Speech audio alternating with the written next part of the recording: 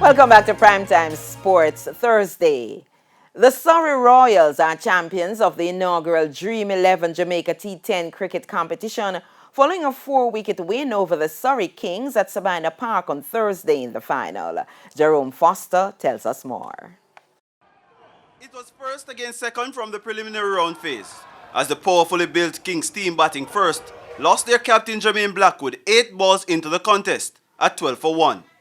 Kirk Mackenzie and the usually aggressive Kenara Lewis were limited in 4 overs as they could only put together 20 runs. Despite his lack of timing throughout the knock, Lewis was able to hammer 5 sixes in his knock of 52 from 32 balls. He lost wickets regularly around him, and despite 2 huge sixes from Brad Barnes, the Kings were made uncomfortable by the Royals bowlers. Lewis ended the innings with a flourish at 110 for 7. Ryan Francis and Raywin Sr. took 2 wickets each. Needing to score at just over 11 runs and over, the Royals were majestic at the start, picking up boundaries at will, including a touch of brute force from Leroy Lugg.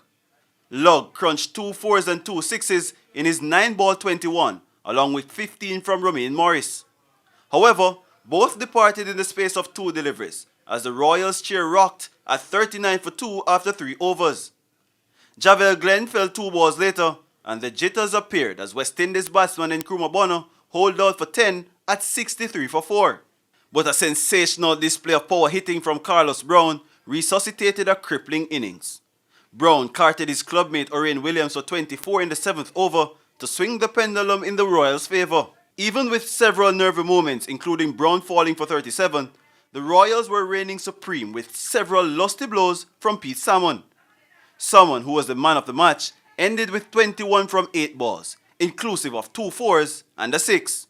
Jamie Hay hit the winning runs, but for captain Javel Glenn, the tone was set pretty early.